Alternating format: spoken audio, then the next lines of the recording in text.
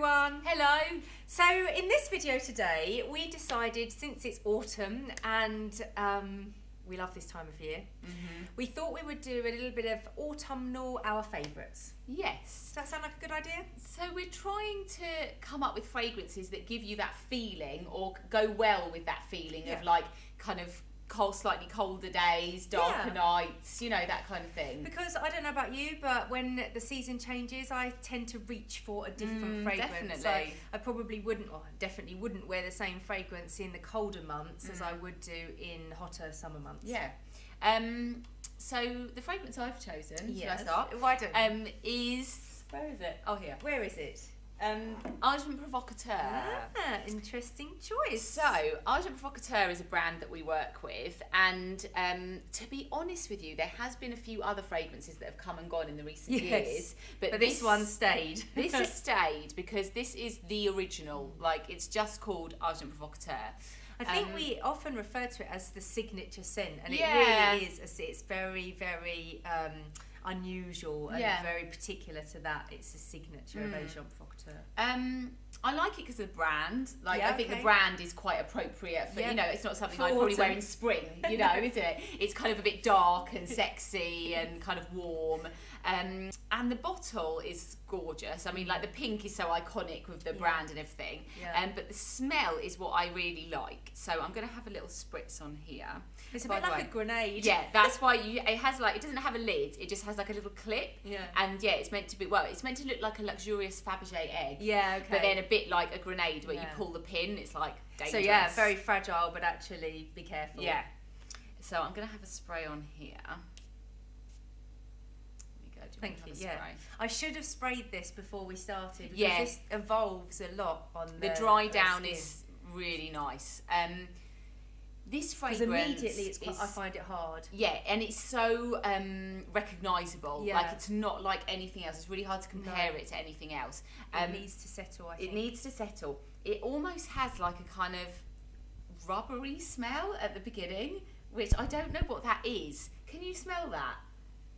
Often you get that with sexy fragrances. Yes. That actually there is this kind of almost They need dirty to kind of smell. mould with the skin, you know. But when very this dries animalic. down, it is so nice. It's got all these florals. It has like the best, you know, rose, That's jasmine, everything. ylang. But then it's got, I tell you, maybe it's there's a lot of saffron in this fragrance, and the saffron's got that kind of spiciness, but it's not a pepper spiciness. No. It's unusual, the spices at the top, because there's some cardamom in there as well, which gives it a sort of almost spicy freshness, like a kick start to the fragrance. I mean, this fragrance is not for the faint-hearted. No, it's not. It is You a don't real want to blend into the standout. background. It's a standout fragrance. It makes you feel warm. It gives that impression of kind of luxury, sexiness. Yeah. And the brand. Like the brand, yeah, it's amazing. I mean, it's quite. I think it was created in the year 2000, so you know it's been around a while now. But yeah, I really like it. If I want Starting to wear something, to soften down now. yeah. It's got, and the base, there's lots of musks, there's lots of like leather, suede notes that you say are animalic but kind of a bit smoky as well. Definitely. And yeah, it really is, I think it's like a kind of modern classic, you know. Definitely. I mean, it's a classic categorisation, isn't Yes. it? The fragrance family, if you like, of this is very classic. Yeah, because it's really classified as a Chypre fragrance. And I don't know if we haven't really talked about Chypres before, have we? Let's talk about them now. So I mean, Chypre is an unusual fragrance category because it's not like floral or fruity or woody. You know, it's one that sometimes people don't really understand what it is. To be honest, I think that most people shopping in a perfumery hall would never even have heard. I'd of never a had Chypre. anyone come up to me and say, "Well, I'm looking for a Chypre," you know. But we in the fragrance industry, we know it as a very classic feminine categorisation. It was really made popular by a fragrance by Françoise Coty in 1917 that was called Chypre. But funny enough, I was reading an article by Josephine Fairley, who is the founder of the Perfume Society here in the UK, and that article was citing actually Guerlain as being the house that sort of started popularising Chypre, because they made a Chypre first, apparently. But they just didn't call it Chypre. No, I think they did. Oh, They did called they? it Chypre, but it was perhaps Francois Coty's version was like mega popular. Yeah, it's worth the way. You know, back in the early 1900s, certainly there weren't the kind of fragrance choices that there are today. I mean, today I just find like there's so much available, whereas back then it was like everybody knew about it if there was a new fragrance on the market, and everyone loved this Chypre fragrance and copied it, and it became a fragrance categorisation, a family in its own right. What does it mean? So Chypre means Cyprus in French. It's a way that the French would say the island of Cyprus. So I think initially it was meant to kind of smell reminiscent of the island. So a lot of the kind of aromatic and the dry smelling plants that would be on the rocks and things around Cyprus. So like I know that Chypre pretty much always has oak moss. And oak moss is got that kind of dry aromatic really to it. But a soft, not a harsh dry, very soft and comforting. It's difficult, oak moss. I mean, there are a lot of classic old-fashioned Chypres that they can't necessarily recreate the same concoction of ingredients because there's a lot of restrictions now on oak moss, either through kind of allergies or through ecological reasons. Sometimes there are different restrictions on ingredients nowadays. But I was also reading that perfumers nowadays, they use a technique where they're actually amazing.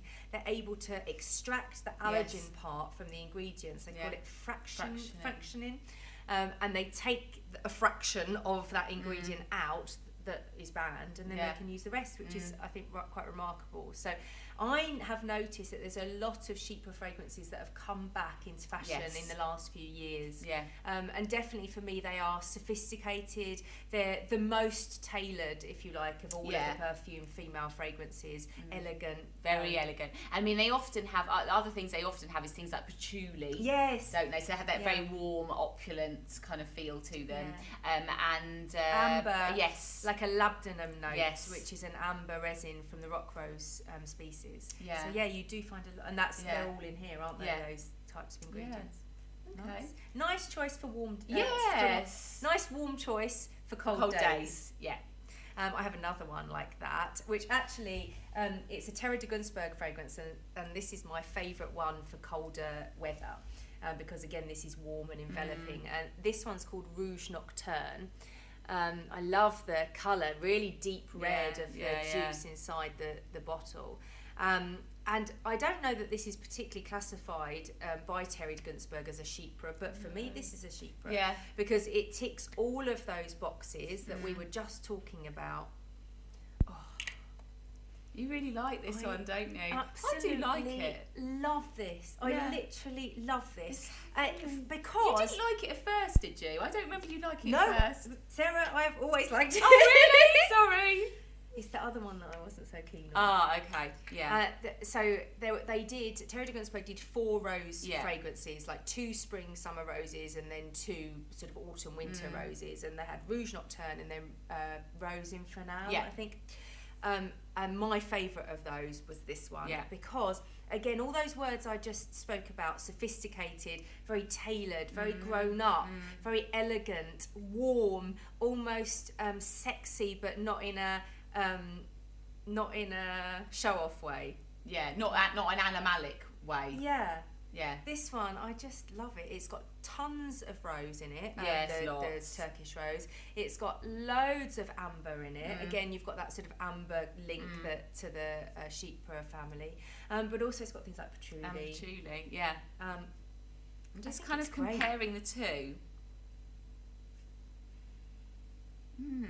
What's your favourite? So you know I your prefer Rouge Provocateur, definitely. I think it's more floral. Yeah, it is. Even though that's loads of rose, but because it's the Asian Provocateurs got lots of other florals as well, like jasmine and... The Asian Provocateur, I don't know if you'd agree with this, I think it's like an explosion of ingredients. There's so much going on in the Asian Provocateur, whereas I feel like, maybe because I know it better, I don't know, but I feel like in the Rouge Nocturne, it is simpler and it's more linear. But... it just makes me, I don't know, it makes me happy. It? I really like it. It's lovely, like kind of bonfire-y kind of, and even the way that it looks as well is like that. I've been known, my house is freezing in the winter, and I've been known to just go and spray that to make myself feel warm. Yeah. Perfume is very evocative. It is. So yeah, I mean, let us know if you've got any particular favourites that you wear, that you get out at autumn time. I know particularly in the States, you have lots of great autumnal, like festive scents that we maybe don't get over here.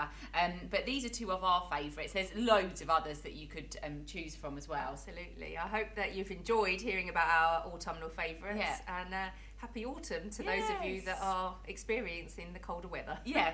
See you soon. Bye-bye. Bye.